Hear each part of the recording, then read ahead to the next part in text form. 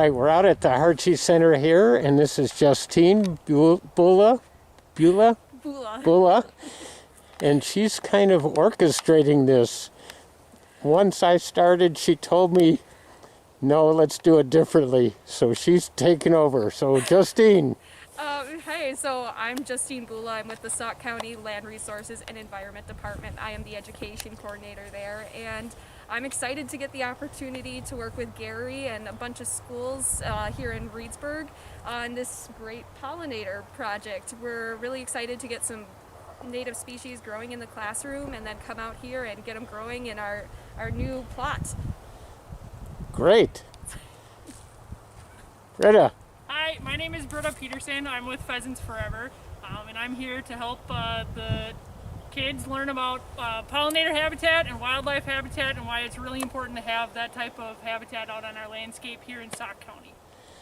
And what were some of your ideas about the layout here and what to do?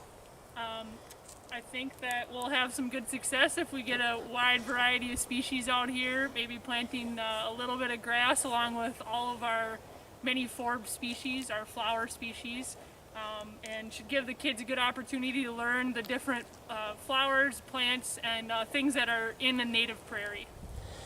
Think we'll get any pheasants out here? I am not positive about that, but you never know. All right, thank you. Tim. Hi, I'm Tim Ripp. I'm with the Madison Extension with Sauk County. I too am out here to help the kids learn about our native pollinators and the benefits to our natural environment that they provide.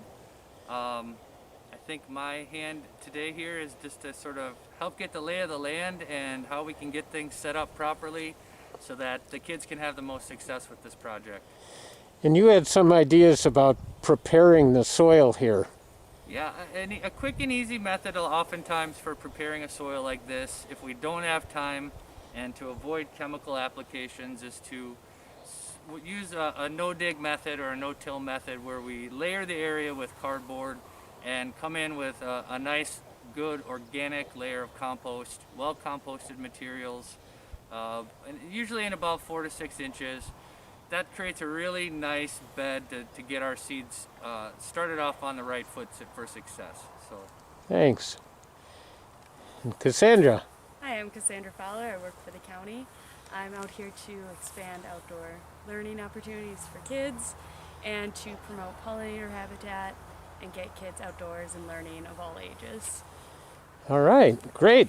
All right, we're going to head back to the building and do some planting. I think, is that right? That's the plan. All right. Warmth, moisture, and just consistent temperature, basically. The sunlight comes as soon as they start to sprout. Yeah. As soon as you get any sort of green going, then the sunlight is important. So then having them in your window, but I wouldn't put them next to a drafty window. You know, if the windows are really cold or you don't want too much of a heat source. You want to keep them pretty consistently the same temperature. So I've also heard that sometimes for native plants that are going to be outside, it can be almost detrimental to keep them in a greenhouse just because it's a consistent environment, whereas Wisconsin, you're going to have that fluctuation in temperature, and it kind of hardens them off a little bit better when they're exposed to a variety. Once they get started, yeah, that can be true. You just gotta, again, you have to avoid real severe temperature changes, right? Like, you know. We'll keep them inside during April. Well, if we get them, you know, they can be outside on a day like today, or, you know, even if it were in the, you know, upper 30s or something, but if we're going to get a frost or we're going to get a real cold night, then we definitely want to protect them. Okay. We just got to protect them. We got to treat them like babies. They're babies. I was almost going to... And just sort of pat them in a little bit. Anything extra can get poured into the next one. This is the fun part.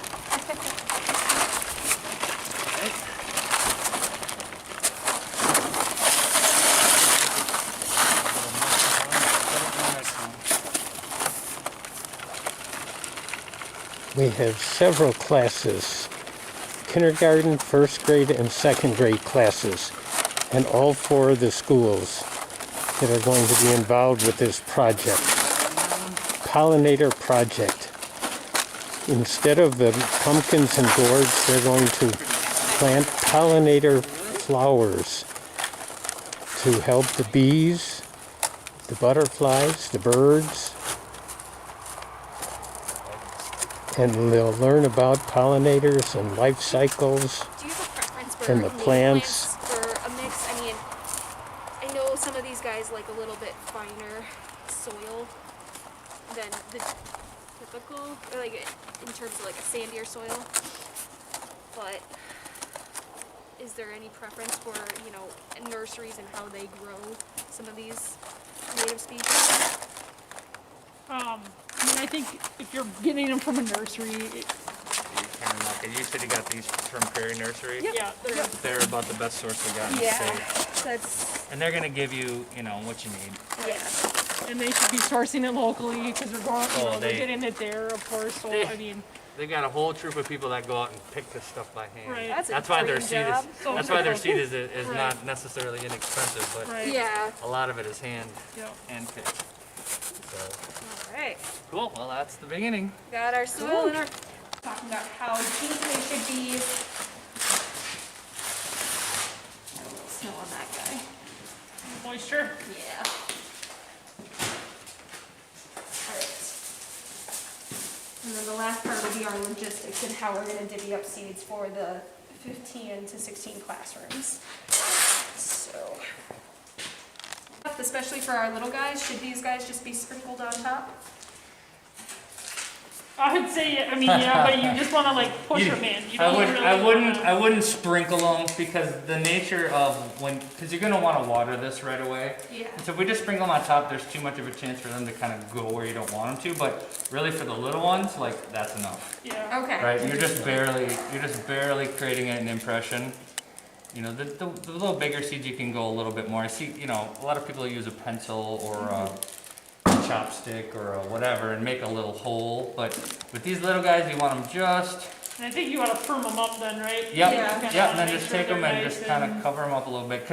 And again, when you go to water them, you don't want to take an aggressive water.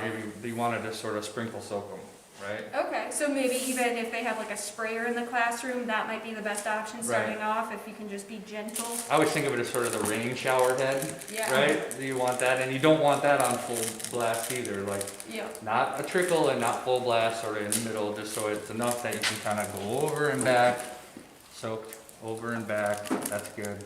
And then I think the biggest mistake most people make with seeds is that they water too much. So how often should they be watered? Maybe once a week. Oh, People will often water every day or every other day.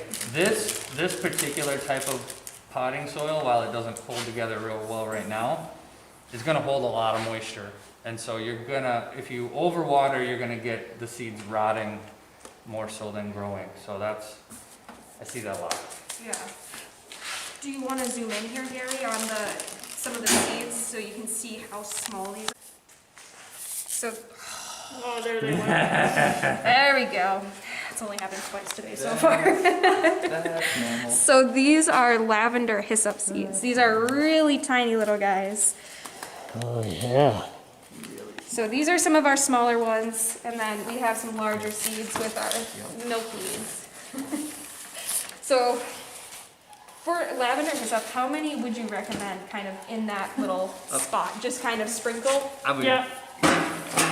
So make our little hole here, tiny little pinch, probably like 10 seeds in there or so.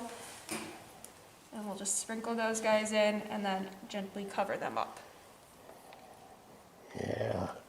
Do a little tap, I guess, and call it good. yeah. Yep. A little pinch is good. Yeah, there's so many There's seeds so in many that. in each one. You know, if you get just a little pinch, that's all you need. And seed depth, it doesn't matter if it's a 1/4 inch down or a 1/2 inch down, it's not gonna hurt these guys. You probably don't want to go a 1/2 inch. You probably want to, you know, get it evened off, and I'd say just maybe a 1/4 inch. Okay. And Yeah, just, generally I think prairie seeds, like when we drill them in a field, it's 1/8 to a 1/4 inch deep, and yeah, Yeah, yeah, at most. alright. So, and then yeah, just cover them up and sort of firm it down.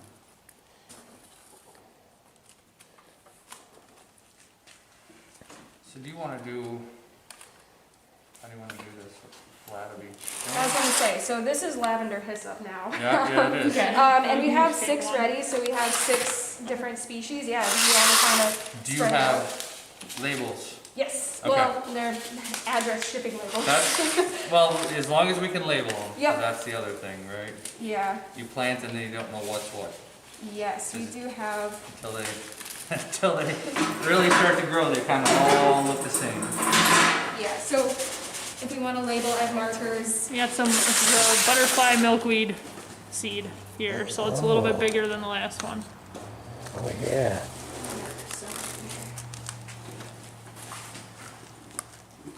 Butterfly milkweed. Yep. Now, is that a prairie one or is that a wetland one? Nope, this is a prairie. It's kind of a low growing, has a brilliant orange flower on it.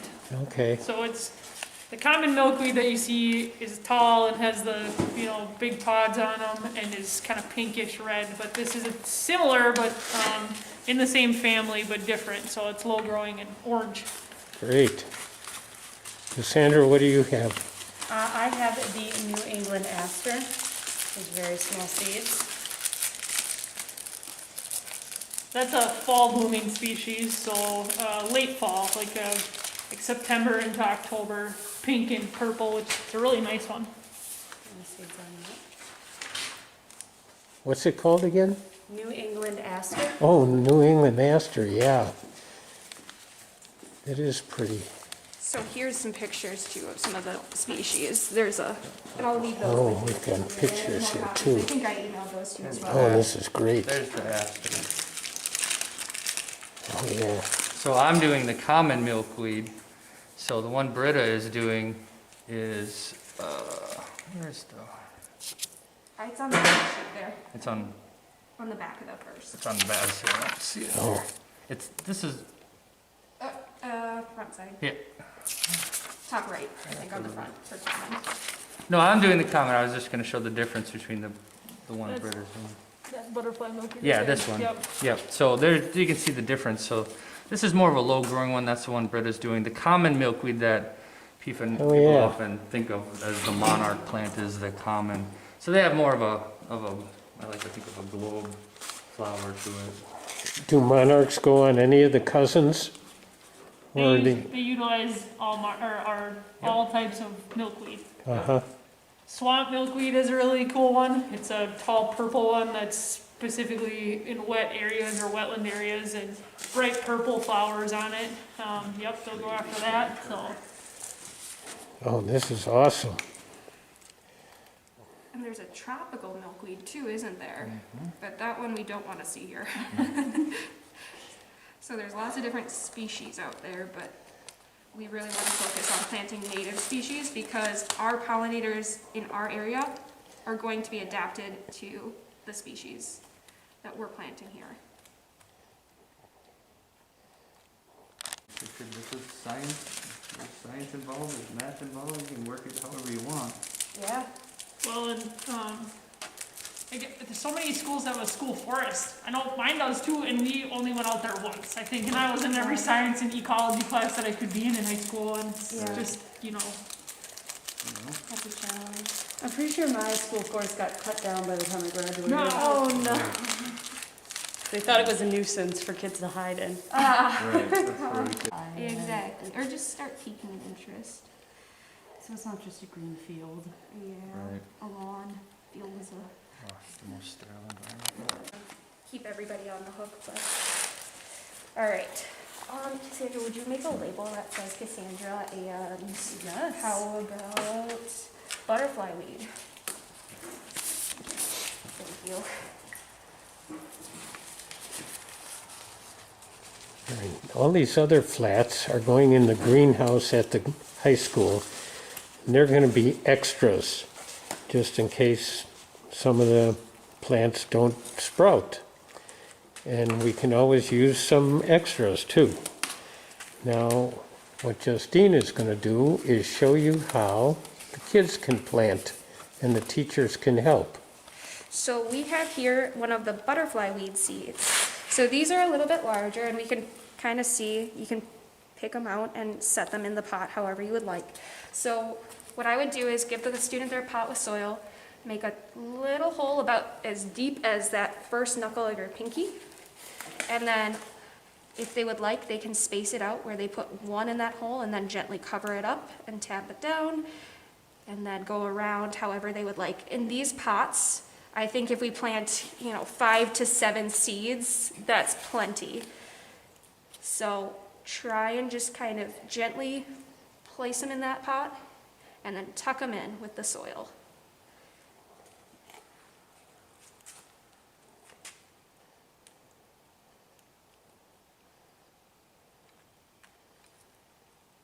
She's patting them down gently. You don't need to pack it down super tight, but just a gentle tuck in is plenty. All right, and then we will label our cup. So we have our name, and then we have the species that we are planting. So Cassandra awesome. helped us out, and we have our butterfly weed. And then we'll place those guys back in the tray and leave them someplace warm. And what about over spring break? So you'll want to water them before you leave, and then leave them be. Oh, because they don't have to be watered every day. No, you don't want to water these guys every day. You only want to water them gently once every week or so. Kind of look at the soil, see how wet it is. You can kind of get an idea on weight, on how heavy things are, and also just the texture of the soil. You're going to be able to tell if there's still a lot of moisture. The soil, the potting soil, is going to hold a lot of moisture. Should they be like on a windowsill or on a table away from the window but still with light, or what? So these guys are going to want to be someplace warm. That's the priority right now. If the window is drafty, you don't want them close to that window. If it's too cold, they won't germinate right away. Well, that's So- right. They don't need the sunlight until they sprout. Yep, the leaves are going to be the guys that need that sunlight. Right now, these guys just want to be warm and happy. Warm and snuggly and happy. Yep, exactly. That's great. And then, do you want me to show you? I can do some of the smaller seeds too, just to give you an idea. So these are our lavender hyssop seeds. These guys are really tiny. We do not need to put a ton of these in our cup. What we're going to do for these is we have our full cup of soil. Gently move the soil aside. Don't go too deep on this one. And then take a tiny pinch, not all of them, just a few, and sprinkle those into your cup. And then again, just pat the soil over the top and gently tuck them in. And I'm gonna do just a few because we have these larger cups here. So I'm just gonna So do they a couple don't have- clusters. It's a few of them in each little hole, huh? Yeah, I'd say probably like, I don't know, I'm probably picking up like 5 or so in each one of the pinches that I'm grabbing. And I don't wanna have too many in there. They're gonna, if they all grow, they're not all gonna survive like that. So we need to have space for them, but to get them germinated, it's okay to put a few together. So just sprinkle them in and then tap the soil down over the top.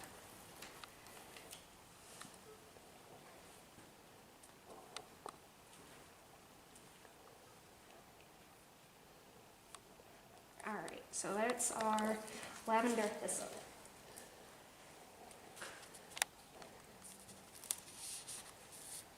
All right, so there's Nice. that guy, and we'll add it to our tray. Stick on there. All right. Now we're dividing up the seeds.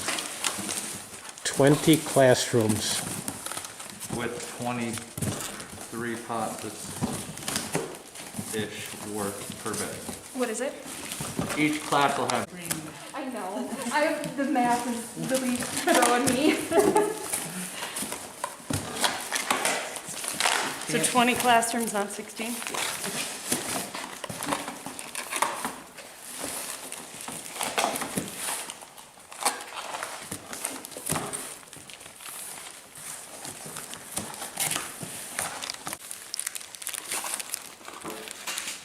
So yeah, some of these might look like they don't have any seed, but this is thousands of seeds that are in here. So even though your bag might look a little empty, you have a lot of seeds. They're just tiny.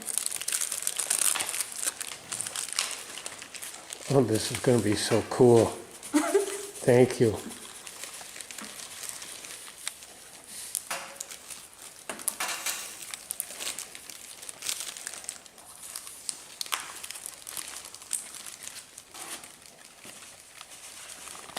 Okay. So this is 1 bag of seeds for our classroom. So there's hundreds and hundreds of seeds in here. They're just really tiny. So we're gonna wanna be careful when we're planting those. So just be really delicate with how you're picking them up and how many you're placing in there, because you can go through these really fast, but we don't want this many seeds in one pot. We wanna So spread that them out. 1 bag is for the whole classroom? Yes. And it has to be divided up equally? No, just more or less. Get your tweezers. And your microscope.